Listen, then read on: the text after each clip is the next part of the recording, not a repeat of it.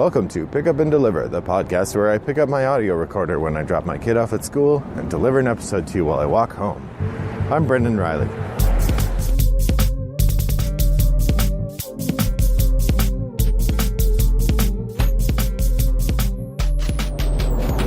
Good morning, listeners. It is Friday, December 14th, and I am enjoying a cloudy, chilly walk home from my son's school today.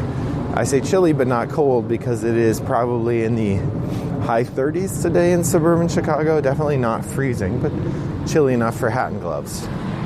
So it's that kind of day.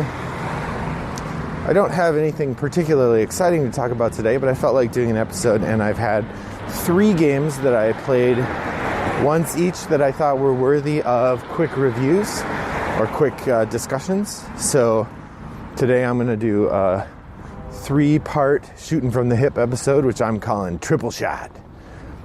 So this is shooting from the hip triple shot. We'll be talking about Kings of Air and Steam, 1960, The Making of a President, and Cerebria. So let's get going. As you know, each month I pick games that I want to try to play that month. I call them the top of the stack. In the past, I have had games that made the top of the stack and then failed to make my list, or failed to get played. 2 of those 3 games I played this month from previous top of the stack months, which isn't really all that smart because that means I have less time to play the games that I designated this month. But what the heck? I thought I would give it a try. So, let's start it off. Kings of Air and Steam. Kings of Air and Steam is a 2013 or 2014 game from Scott Alms and Tasty Minstrel Games, which means it's a very nice production. It is a pick up and deliver game with some route building. So the route building element, there are train tracks all over so the map has a variety of cities and factories on it, and there are train tracks all over the map. And in the game, you are building depots on the train tracks, and you are using your airship to fly around and pick up and deliver goods. At the beginning of the game, all the goods are worth $4 each. As the game goes along, they become successively more valuable till at the end of the game, each good is worth $8 each.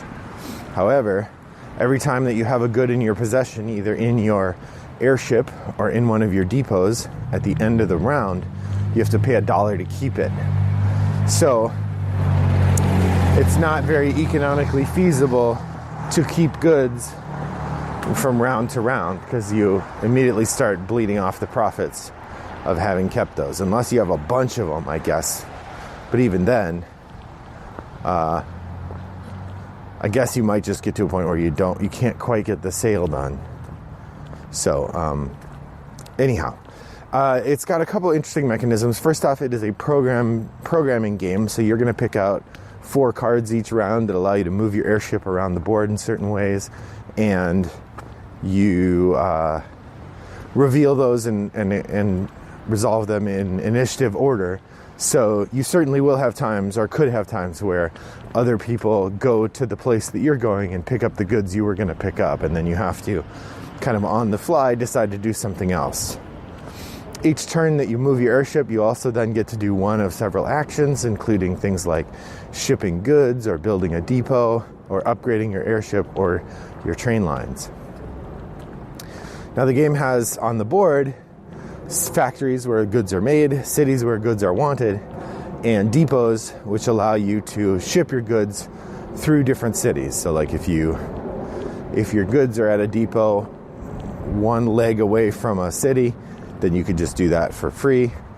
If you wanted to go through one city to another city, you have to have a depot in between the two in order to make that jump. So there's a little bit of planning that way. If you use someone else's depot, you can do that, but you have to pay them $1 to go through there. So using other people's depots is okay, but not ideal. It's a pretty simple game as far as these kinds of games go.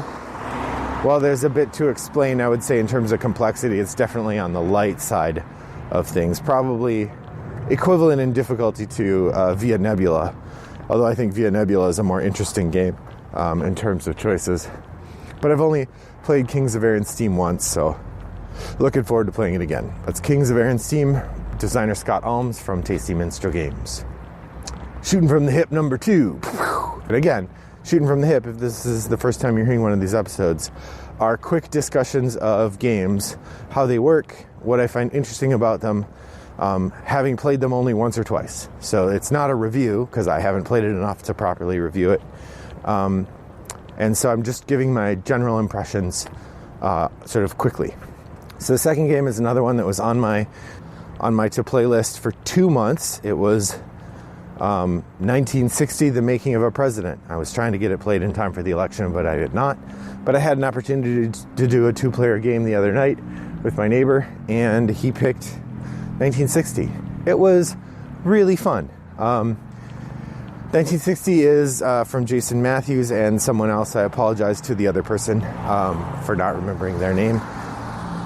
It is in the same genre of game as Twilight Struggle. It's perhaps the most well-known game in this field. And then I also have the Expanse board game. I don't have Twilight Struggle. But all of these games they're called card-driven games. And that, even though lots of games use cards, these are card-driven in that you have a board where you're doing area control, and you do that area control by playing cards. And each card has multiple things it can do. In this case, there are 3 different things a card can do. First, it can provide you campaign points, which lets you do things like adding influence to the board, or adding, in various ways, to the states, or to your advertising campaigns, or traveling around. Or you can use the card for its event. So each card uses a historical event from the 1960 campaign season.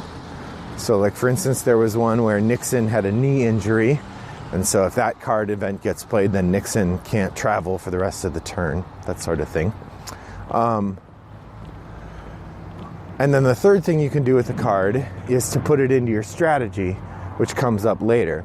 Each card has at the bottom a symbol indicating one of 3 issues that you're debating over: economy, defense, and civil rights. And it has a symbol, either an elephant, a donkey, or both, indicating which card, which player that card helps. So when you're playing, you have to decide how you're going to use these cards. You're sort of fighting for control of the different states.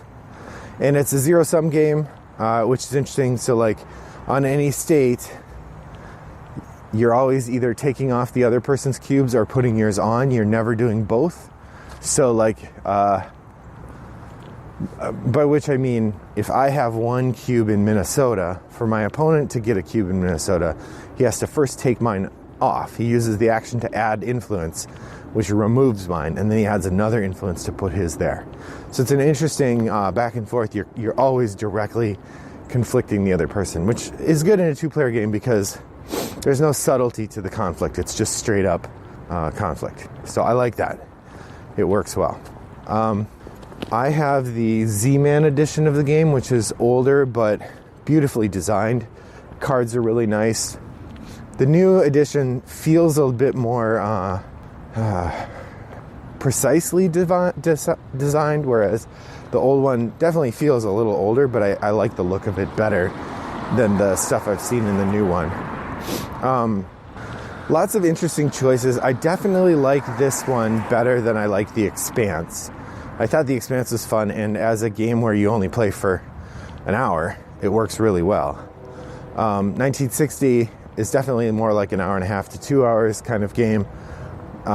Definitely benefits, like all of these games, from knowing the card pool. So it was really helpful that I didn't look through the cards before we played. So my neighbor and I, even though I'd read the rules, when I taught him, we looked at the same 5 example cards and then shuffled them in the deck. And then neither of us knew what was coming, except for the strategy guide listed at the end. So it was useful to be able to think about the game in that way, and be able to play that way. It was fun. I definitely would recommend this one, especially if you find the theme interesting. I'm not sure, if you don't care at all about politics, I'm not sure how fun this game would be, because a big part of the fun of it was sort of talking through the theme and reading the historical events that happened. And so if you don't find that interesting at all, it's not as fun. I will say there is another nice element to it as well, which is that because it's about an election in 1960, it all feels pretty historical, and I don't feel embroiled in the politics. I mean, I honestly don't know my neighbor's politics very well, but this game did not prompt us to spend a lot of time talking about current events, which was nice, in at least that usually when you're playing board games, you don't really want to get into a political argument with somebody. So even though it's a game about politics, it doesn't feel that way. It was interesting and fun, and I enjoyed it. So that's 1960, The Making of a President, from Jason Matthews and another designer whose name I forget. And Z-Man Games is the edition that I was playing. So my third shooting from the hip game, which is part of this triple shot episode, is the new Mind Clash game, the beautiful, the complex, the bewitching Cerebria, the Inside World. So as you know, I'm a big fan of Mind Clash games. I really enjoy Tricarion. I really, really enjoy Anachrony. And Cerebria certainly hits a lot of the same buttons.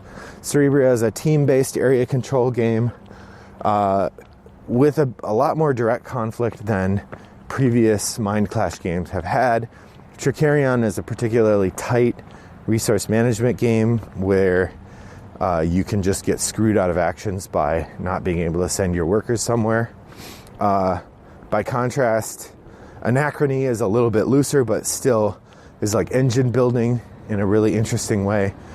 Cerebria is straight up area control and direct conflict. In order for me to advance, you have to be going down. And you can play it as a 2-player game, you can play it as a 4-player game. Those are the ideal ways. They also have some rules in there for playing 3 players. Honestly, I would imagine that would work just fine. No matter how you're playing. It's a really interesting game, very complex. I spent a lot of time learning it before we sat down to play. And I played with another person, and we played the regular game, so we had the intentions in there. And then we both played two-handed, so we played a 1-versus-1 game with 2 spirits each. The basic plot is sort of like grimdark, or it's emotions fighting for control of a mind from inside the mind. So think about that Pixar movie Inside Out, only they're not all on a team. The bad emotions are fighting against the good emotions, and they're kind of at war. So that's kind of the basic plot. There are tons of mechanisms I'm not even going to try to explain here. There's a lot going on in the game, but it's pretty interesting.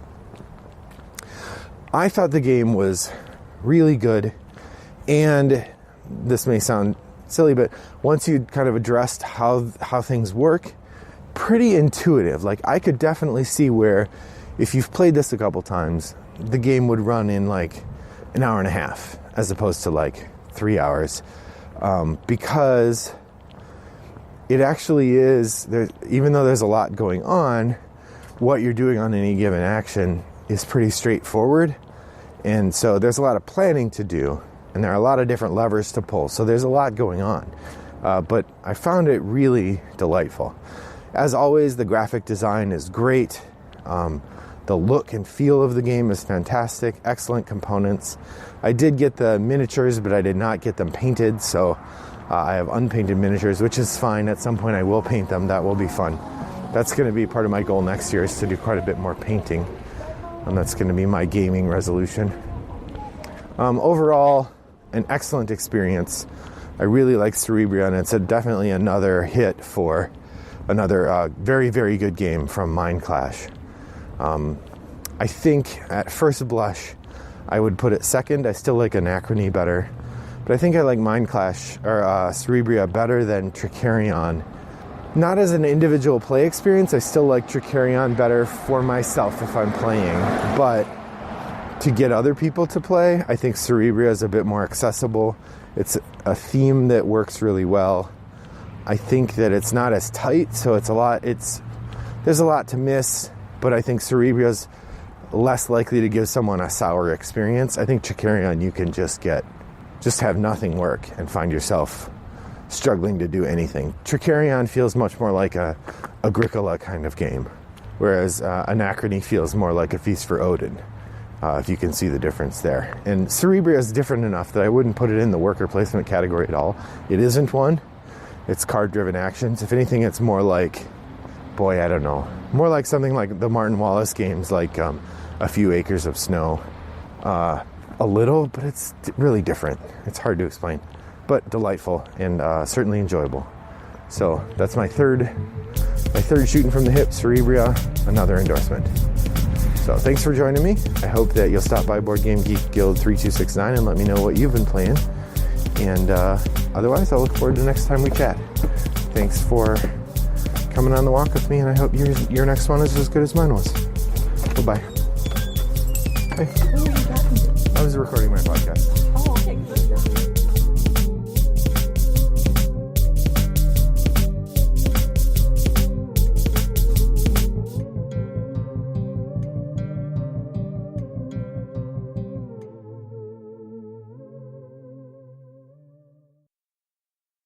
Brought to you by Rattlebox Games.